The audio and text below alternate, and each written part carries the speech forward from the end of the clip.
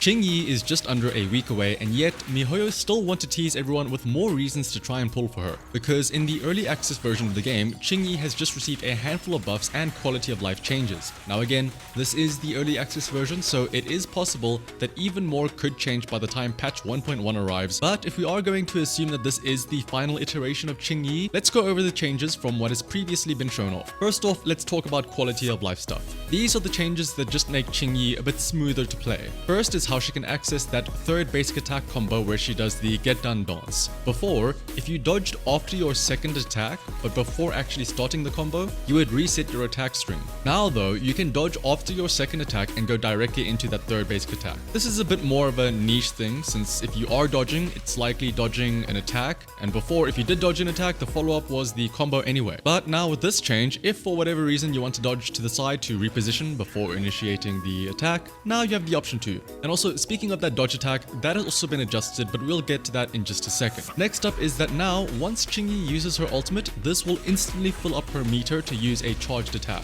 Now, to be fair, I'm not sure how often you would want to be using an ultimate from a stunner as opposed to, say, an attacker unit, but who knows? Maybe in the future there will come a time where we can build up an ultimate so fast that we can afford to spend one early ultimate just to get up that stun and then still have enough time to build up another during that stun window. Now then, onto some more definitive adjustments with hard numbers. Coming back to QingYi's third get done attack, the days multiplier of this attack has been increased, so at skill level 12, it has gone from a 16.5% days multiplier to 29%, almost doubled essentially. So basically, if we compare these two side by side actually, the stun build up from the third basic attack here, we'll see does about 34% across 3 seconds here, so it's roughly 11% per second.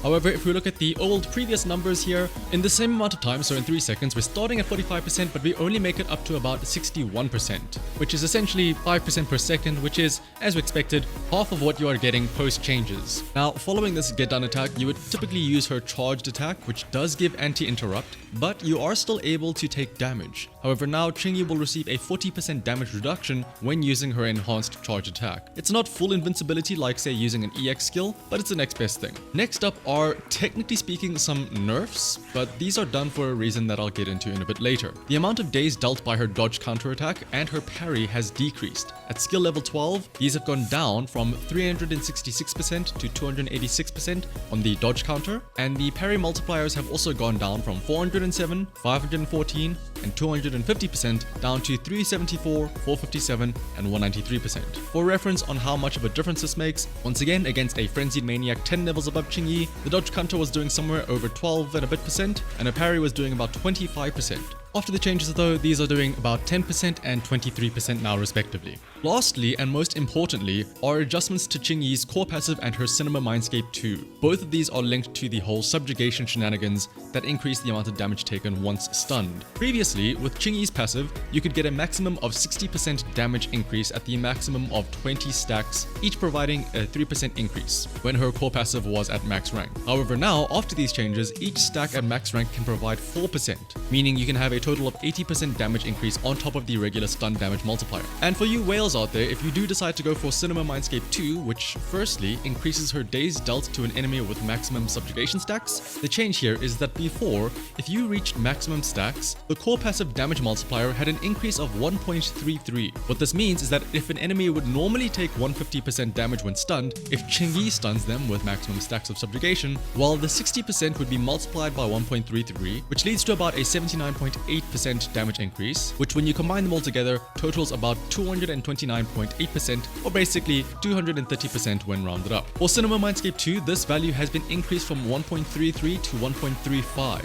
So this, in combination with the core passive increase of 80%, means that if we take that same enemy that would receive 150% when stunned, now with max subjugation stacks and Cinema Mindscape 2, they would receive a 258% damage multiplier. So essentially a 108% damage increase over base, or almost a 30% damage increase over the previous Cinema Mindscape 2 and core passive combination. So with these changes, I think it's clear to say that the devs clearly have a vision of QingYi wanting to be on field a lot, with the parry stuns being reduced and shifting that to her get done attack, as well as giving her some quality of life changes to help her get into said attack sooner, and providing some damage reduction on her charge attack. And because QingYi wants to be in the field so much, relying on her get done attack and her charged attack, as opposed to say her parry, say you are rewarded for this with a much higher stun damage multiplier. Again though, there are still a few more days before the actual patch 1.1 arrives, so it is entirely possible that there could be more changes yet again. But let me know though in the comments, does any of this change your opinion on QingYi? Otherwise, until next time, thanks for watching. Bye bye.